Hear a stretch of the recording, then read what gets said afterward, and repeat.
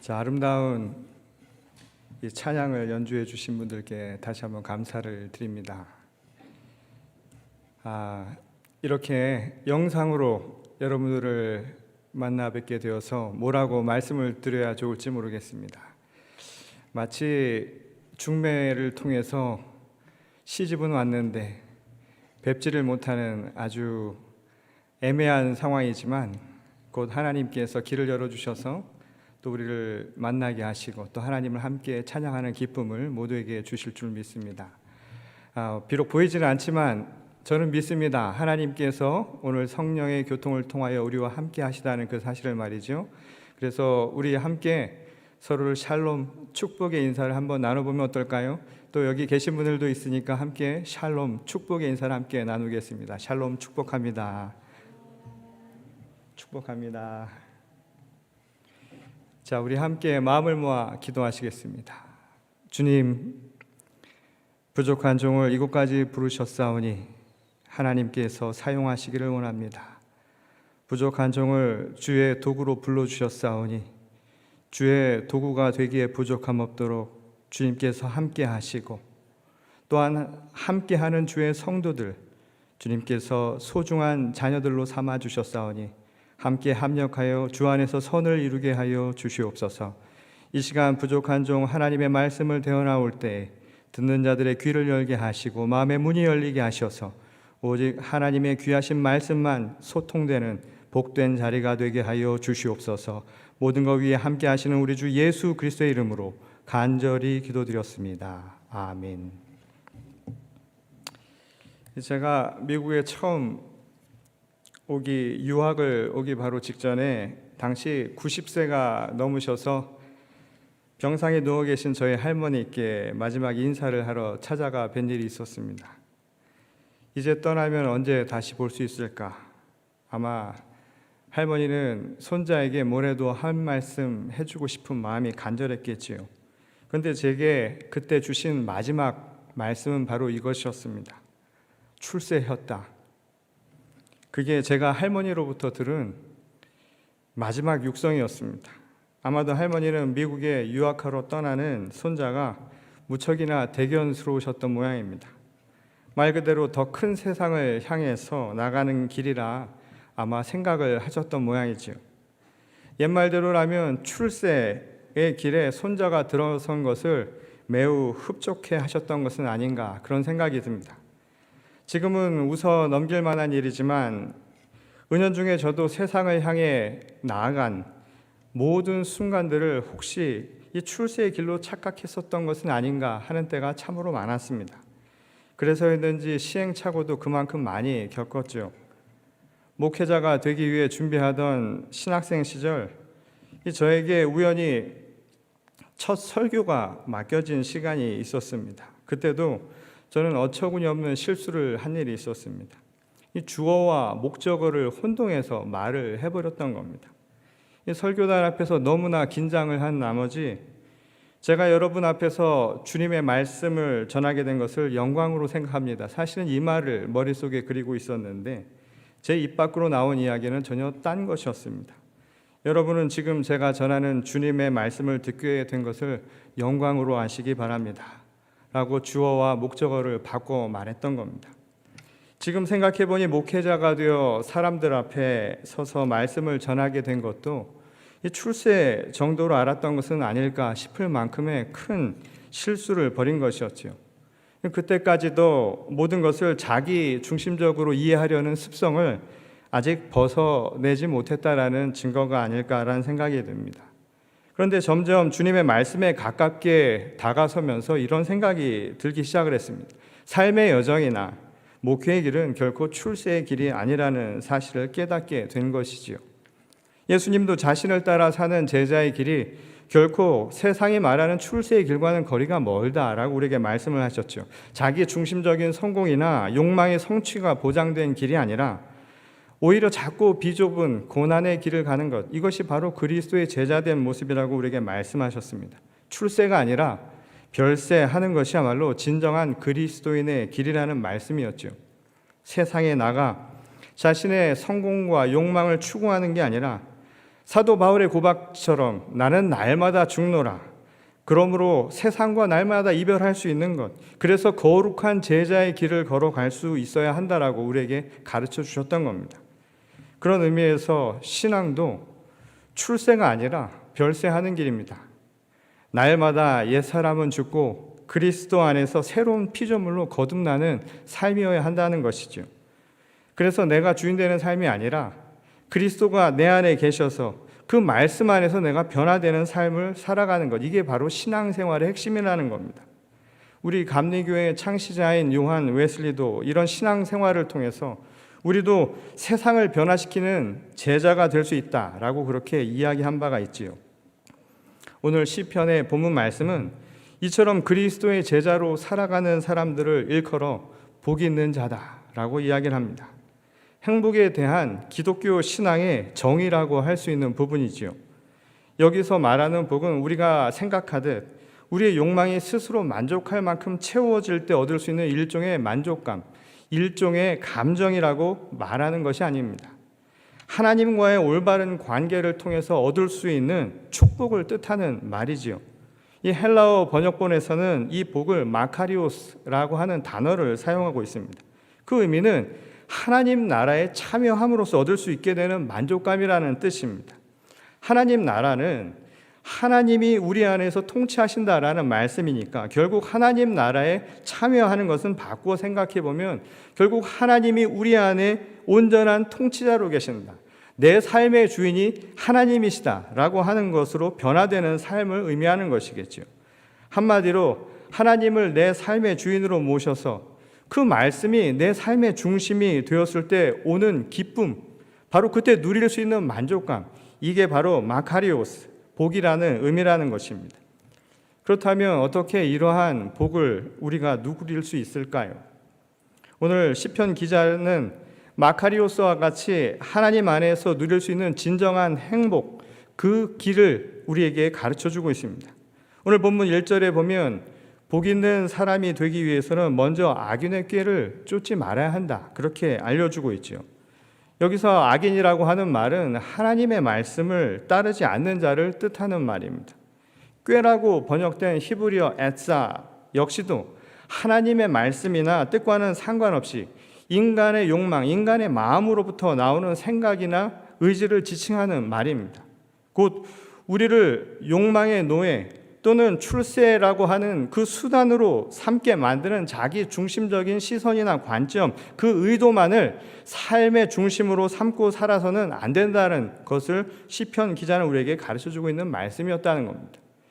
이기적인 출세가 이 죄인의 길과 사실상 별반 틀릴 바 없는 이유가 바로 여기 있다는 겁니다. 죄인이라는 말도 표적에서 빗나가거나 혹은 길을 잃어버린다라는 의미의 히브리어 하타라는 단어를 사용하고 있지요. 죄인은 다름이 아니라 하나님의 말씀을 표적으로 두지 못하고 그곳에서 벗어난 사람, 곧 하나님의 말씀을 삶의 중심으로 두고 살아가는 것이 아니라 제 갈 길대로 가는 사람을 뜻하는 말이라는 겁니다. 시편의 말씀은 이처럼 죄인의 길에서 벗어나는 것이 역설적으로 우리가 행복으로 가는 지름길이라는 것을 알려주고 있습니다. 제 아무리 잘나서 출세했다 하더라도 죄인의 길에 서 있으면 결코 행복하지 않다는 거예요.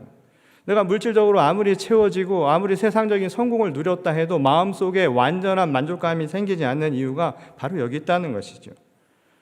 이 집을 나선 탕자의 이야기가 이를 잘 증명해 주고 있지요.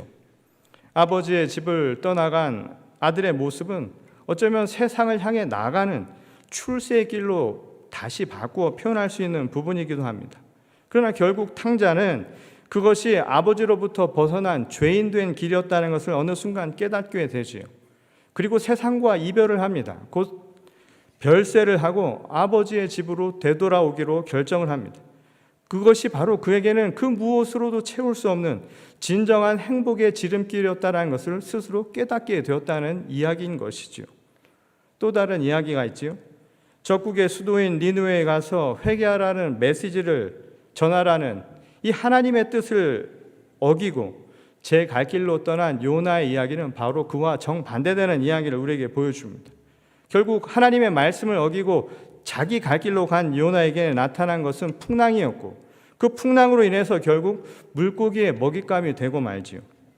그런데 마가복음 1장 17절을 보면 이런 말씀이 나옵니다. 예수께서 제자들에게 나를 따르라고 말씀하시면서 그들을 이제 사람 낚는 어부가 되게 하리라는 구절이 나옵니다.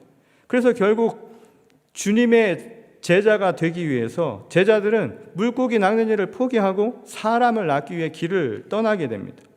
여기서 물고기라고 하는 것은 결국 출세의 도구가 되는 것이죠. 다시 말하면 내 욕구, 내 욕망, 내 필요를 위한 대상을 뜻하는 말입니다. 말하자면 물고기는 세속적인 출세의 또 다른 표현이었다는 겁니다. 제자들은 주님을 따르기 위해서 바로 이걸 포기한 것이었죠. 반면에 요나는 제자들이 포기한 것과는 달리 오히려 그 물고기에 사로잡혀 먹혀 버리게 되었다는 겁니다. 그 말은 결국 무엇일까요? 욕망의 노예가 되어버렸다는 것이죠. 출세에 모든 것을 맡기고 살아가는 모습이 되었다는 겁니다. 그것은 결국 탕자와는 정반대의 길, 곧 불행의 길로 갔던 그의 모습을 우리에게 보여주는 말씀이었다는 것입니다. 이에 대해 시편 기자는 우리에게 분명하게 이야기합니다. 하나님의 말씀 안에서 즐거움을 찾는 것, 하나님을 내 삶의 중심으로 삼고 살아가는 것, 그게 바로 행복의 지름길이라는 겁니다. 복 있는 사람의 모습이 바로 그와 같다라는 거예요. 그럴싸해 보이는 껍데기가 아니라 그 안에 숨겨진 보화와 같은 말씀, 그것을 품은 자야말로 진정으로 행복을 누리는 자라고 우리에게 가르쳐주고 있습니다. 그래서 내일 이 세상에 종말이 올지라도 진리의 말씀 하나가 내 안에 있으면 그것으로 기뻐할 줄 아는 자, 그게 바로 진정으로 복을 누릴 수 있는 사람이라고 시편 기자는 얘기하고 있는 겁니다. 요즘처럼 이 코로나 바이러스, 이 팬데믹 현상으로 많은 분들이 어려움을 겪고 있지요. 이 세상에 혼돈과 염려가 가득한 현실입니다. 비즈니스도 어렵지요. 가정에서도 함께 붙어 있느라고 참 없던 케미스트리가 일어나서 어려움을 겪는 가정들도 있지요. 교회도 어렵습니다. 교회도 신앙적으로 영적으로 메말라 간다라고 호소하는 분들이 나오고 말이죠. 이 교회 자체로는 경제적인 어려움을 호소하는 많은 교회들이 이곳 저곳에서 일어나고 있습니다. 비록 지금은 우리가 예배당에 함께 모여서 찬양과 경배를 드리지 못한다 하더라도 그러나 우리에게는 이런 믿음이 있는 것이죠. 각각의 처소에서 우리 안에 하나님을 모시고 하나님이 내 안에 살아계시다라는 믿음으로요. 그 말씀 하나에 우리가 기뻐할 수 있다면 분명한 사실이 있다라는 거예요. 진정 우리는 지금 행복으로 가는 그 길 어딘가에 있다라는 그 사실을 확인할 수 있다라는 사실입니다. 시편 기자는 이처럼 행복으로 향해 가기 위해서 우리에게 필요한 또 다른 지름길 하나를 우리에게 제시해 줍니다. 바로 주야로 하나님의 말씀을 묵상하는 모습이 되어야 한다는 거예요. 여기서 묵상이라고 하는 이 히브리어 단어도 하가라는 단어를 썼는데 이 말은 앉아서 그냥 말 그대로 눈 감고 묵상하라는 의미가 아닙니다. 꾸준히 내 삶을 통해서 실천해 나가는 거예요. 그래서 변화된 삶을 살아가는 게 하가하는 의미라는 겁니다. 행동으로 변화되는 것이죠. 예컨대 말이죠. 이런 비유를 해볼 수 있을 겁니다.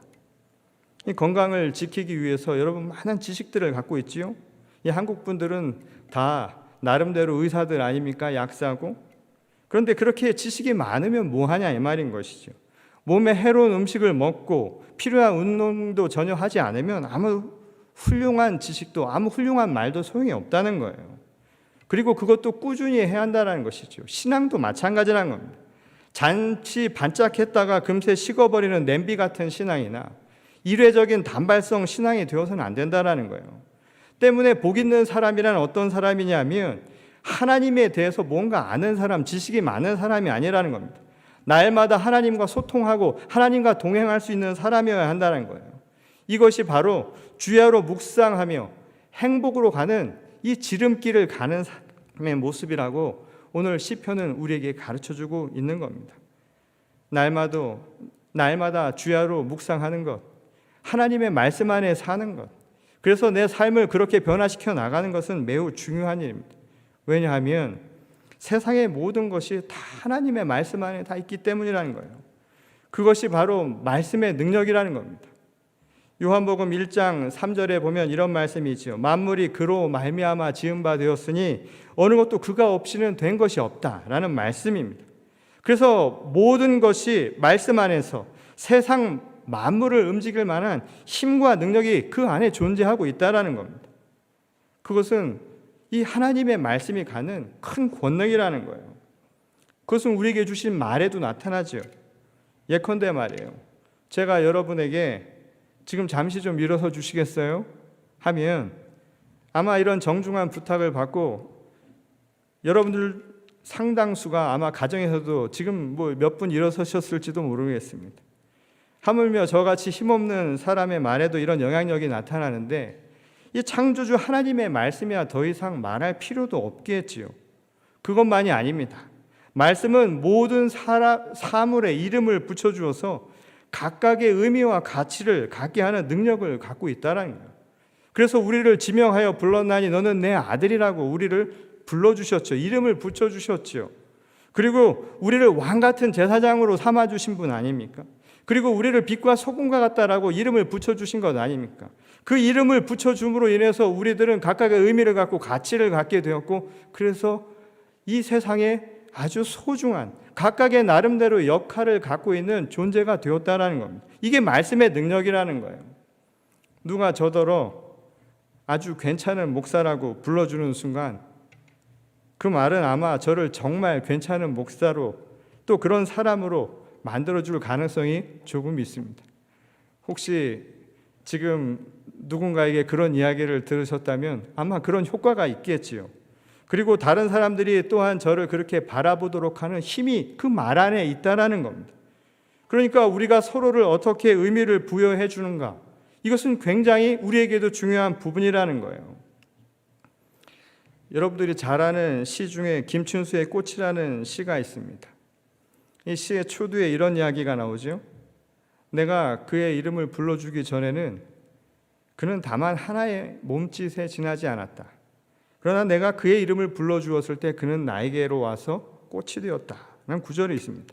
이름을 불러주면 아무것도 아닌 대상도 아름다운 꽃이 되는 마법과 같은 기적이 일어날 수 있다는 겁니다. 이것이 바로 하나님의 말씀이 이 세상에 일어나는 권능이요 능력의 힘이라는 거예요. 저와 여러분이 오늘 이 성도와 목사로 또 교회의 한 몸으로 또 지체로 그 교제로 만나기 전에 우리는 서로에게 정말 아무것도 아닌 존재에 지나지 않았을 수도 있습니다. 아마 지금과 같은 시점에는 길에 우연히 지나쳐도 모를 수 있겠죠. 그러나 하나님의 뜻이 있으셔서 우리는 세상을 살아가며 아주 우연 같지만 주님의 말씀 안에서 필연적인 만남을 갖게 되었다고 저는 믿습니다. 이제 서로의 이름을 불러주는 순간 우리는 서로에게 어떻게든 의미 있는 존재가 되겠지요. 다만 여기에는 하나의 질문만 남을 겁니다. 그것은 어떤 이름으로 불러줄 것인가? 바로 그 질문입니다. 우리는 서로에게 무엇이 되어줄 것인가? 바로 이 문제라는 것이죠. 시편 기자는 오늘 우리에게 이에 대한 하나의 대안이 되는 이름을 제시해 줍니다.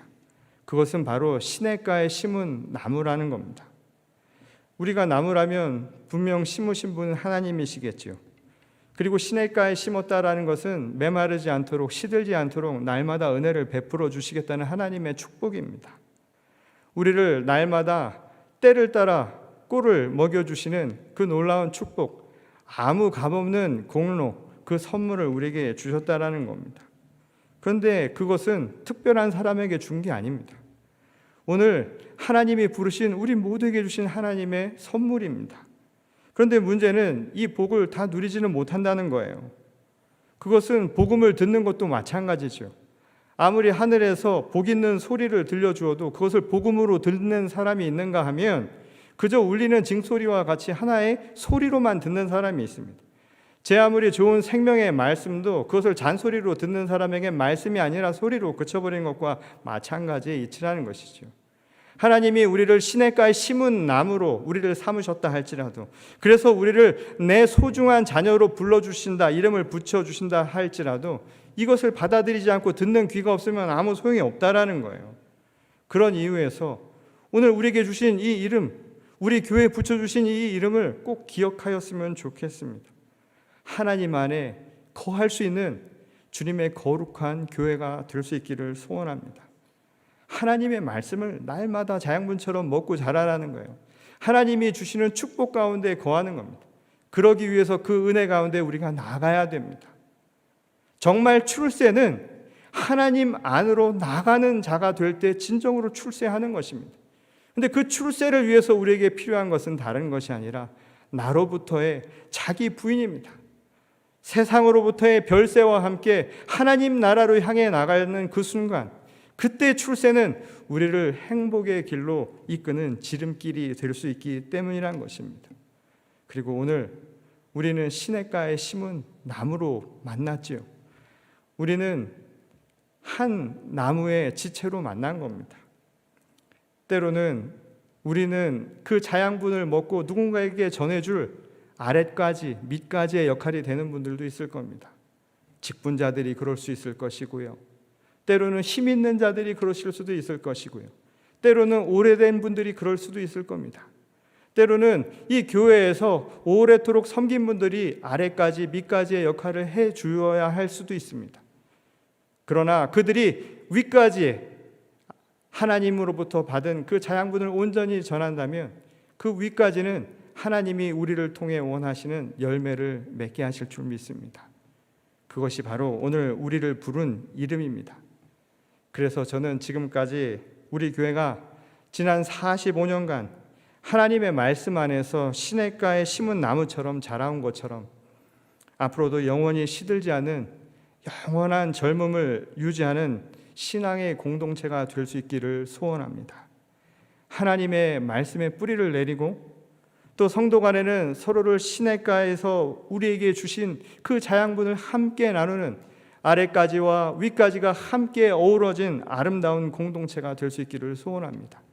이를 위해서 각각이 얼마나 소중한 존재인가를 서로 존중할 수 있는 그런 교회, 그래서 서로 섬김과 사랑을 나눌 수 있는 교회, 서로를 배려할 수 있는 교회가 될 수 있기를 소원합니다.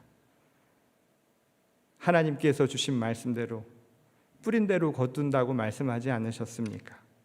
오늘 사랑을 뿌리면 사랑을 거두는 법입니다. 서로 섬기면 그 섬김의 열매가 맺혀지기 마련입니다.